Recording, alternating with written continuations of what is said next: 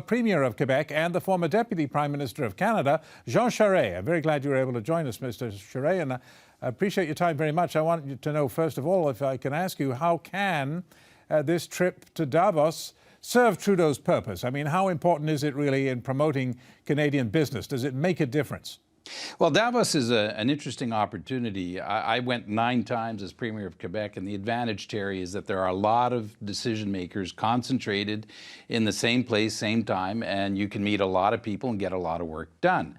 You've been there so many times. Give me an example. I mean, what happens that actually, I'm thinking of the CETA example. Yes. Which grew out of, I think, you tell me if this is right or wrong, out of some backroom meeting you had at Davos, right? In 2007. And there were a number of people in Europe at the time that I consulted. One of them was the ex-president of Mexico who had done that, a gentleman named Zedillo.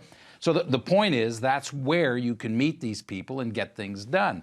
So it is a place where you can advance your cause. But it's also a place where typically countries like India or China will go to present themselves. Okay, final word now on the big picture, I guess. For most people watching this, they know that Davos is a place where the fancy people in private jets go and talk about things and have a great time and maybe hit the ski slopes.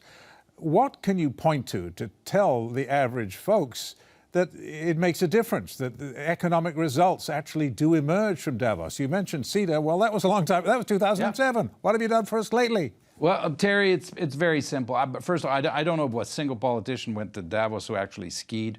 Look at it as a shopping center for politicians, in the sense that it's an opportunity where you can meet a lot of political investors that are companies that will or have or are interested in investing in your country in a very short period of time. And it's a very efficient way of doing business if you look at it that way. So even, yes, it is elitist. It is, there's no doubt about that, movie stars and people. But at the end of the day, a prime minister can get a lot of good work done in Davos when they're well organized to meet a lot of decision makers. Jean Charest, always a pleasure to have you on, sir. Thanks for this. Thank you. Jean Charest, former Premier of Quebec.